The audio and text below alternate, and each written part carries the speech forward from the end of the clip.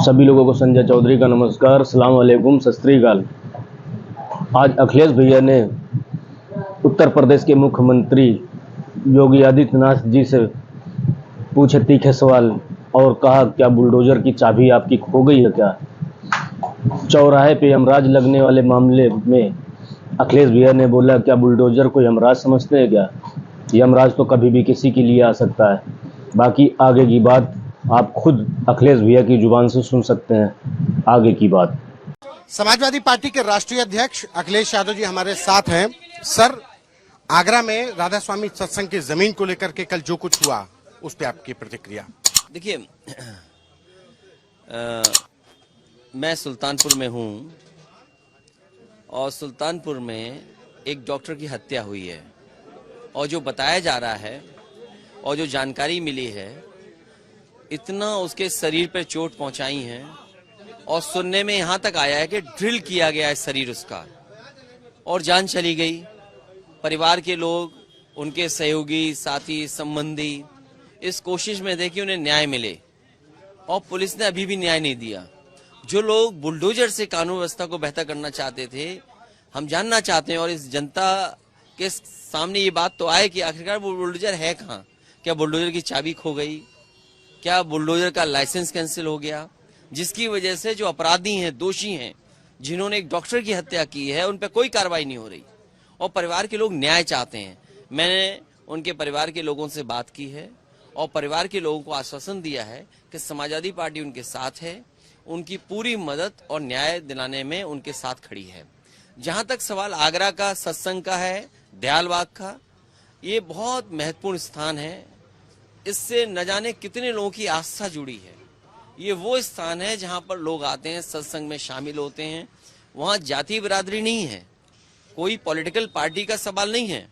वहां हर तरह के लोग आकर के सत्संग में शामिल होते हैं और जो धार्मिक, जो परंपराएं हैं, जो अपने रीति रिवाज हैं, उनके बारे में भी जानकारी हासिल करते हैं और 50 वर्षों से वो संस्था चल रही है।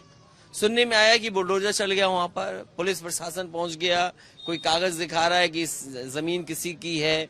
अरे 50 साल से न जाने कितने डीएम आए होंगे, न जाने कितने एसडीएम ट्रांसफर हुए होंगे, न जाने कितने पुलिस के अधिकारी सत्संग में शामिल रहे हैं। वो तो हमारे घर के पास की जगह है। सत्संग में पुलिस शामिल होती थी, अधिकारी बैठते थे और आज बुलडोजर चल रहा है। 3 बार सत्संग के लोगों ने बाउंड्री बनाई, बुलडोजर 3 बार चलाया गया, लेकिन हमें इस बात पर भरोसा है कि सत्संग के लोग न्यायप्रिय हैं, न्याय को मानेंगे और इस सरकार के खिलाफ अपना जो पक्ष है वो रखते रहेंगे। लेकिन सरकार भू माफियाओं की है।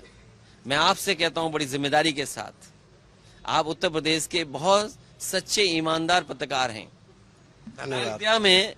अयोध्या में रजिस्ट्रियां हुई, आज साबित करे सरकार कि किन लोगों ने जमीनें ली हैं।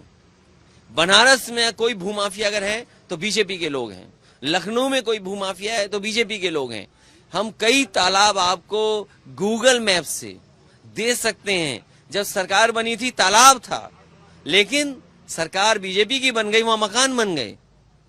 और अगर आप चाहेंगे तो मैं आपको दूंगा और जगह दिखाऊंगा, वो सब बीजेपी के लोग हैं। आज उत्तर प्रदेश में सबसे ज्यादा भूमाफिया, जमीनों को कब्जा करना या घटना कहीं हो रही है, बीजेपी के नेता, बीजेपी के लोग शामिल हैं।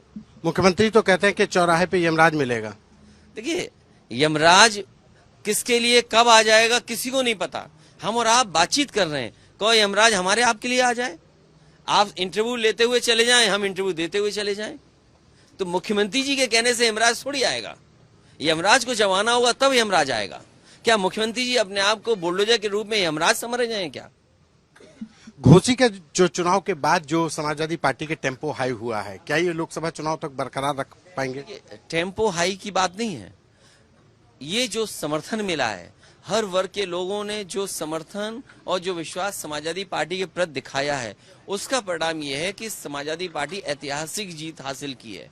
और हमें उम्मीद है, अपने कार्यकर्ताओं पे भरोसा है, नेता कार्यकर्ताओं की संगठन पे काम करेंगे और जो बुनियादी सवाल हैं उनको जनता के बीच में लेके जाएंगे। आज महंगाई का सवाल है, बेरोजगारी का सवाल है। मुख्यमंत्री जी कितनी भी तस्वीर छपवा दें, कितने भी अच्छे ऐड दे दें, कितना भी प्रधानमंत्री के बगल में खड़े हो जाएं, क्या नौकरी के सवाल पर उनके पास कोई जवाब है? हर गांव में 90% से ज्यादा नौजवान खाली हाथ लिए घूम रहा है। और फिर आप तस्वीरों में अच्छे दिख सकते हो, लेकिन क्या किसानों की आय दोगुनी हो गई? वही किसान जिसको आपने भरोसा दिलाया था कि आय दोगुनी होगी, क्या किसान की आय दोगुनी हो गई? नौजवान को नौकरी मिल गई, महंगाई वही सिलेंडर लाल वाला फ्री दिया था महंगा है और आज भरवा नहीं पा रहे हैं। इन सवालों का जवाब क्या है? और हर दिन कोई न कोई एक व्यक्ति जानवर टकराने से के जान जा रही है। प्रधानमंत्री कह रहे हैं कि कांग्रेस के साथ जो लोग हैं वो अर्बन नक्सल के पोषक हैं। जो बीजेपी के साथ हैं वो अहंकारी हैं, अहंकारियों का गठबंधन है। आप उनकी तस्वीरें देखो, क्या प्रधानमंत्री आपको घमंडिया गठबंधन? नहीं, वो अहंकारी हैं। तो जनता तय करेगी कि अहंकारी कौन है। अहंकारी कौन है ये जनता तय करेगी। मैं क्या हूं मैं नहीं तय कर सकता हूं, आप नहीं तय कर सकते। जनता जब मतदान करेगी तब तय होगा। अच्छा, नीतीश कुमार हैं, आज उनको दीनदयाल उपाध्याय की जयंती में शामिल हुए, जबकि उनको ओम प्रकाश चौटाला के यहाँ पर भी जाना पर नहीं गए। तो क्या मतलब अभी कुछ इंडिया गठबंधन को लेकर कुछ गतिरोध और सीटों का बंटवारा बहुत अहम हो गया है? देखिए, इंडिया गठबंधन रहेगा, इंडिया रहेगा, इंडिया जीतेगा। इंडिया के समर्थन में जनता आएगी, किसान, बुनकर, हर गरीब आदमी इंडिया के साथ खड़ा दिखाई देगा। और जहां तक सीटों का सवाल है, उत्तर प्रदेश सबसे ज्यादा सीटें वाला प्रदेश है। सबसे ज्यादा भारतीय जनता पार्टी बुरी तरह यहीं हारेगी।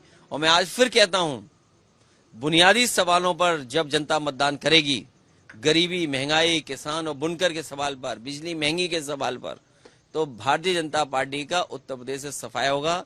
80 में से 0 सीटें भाजपा को मिलेंगी।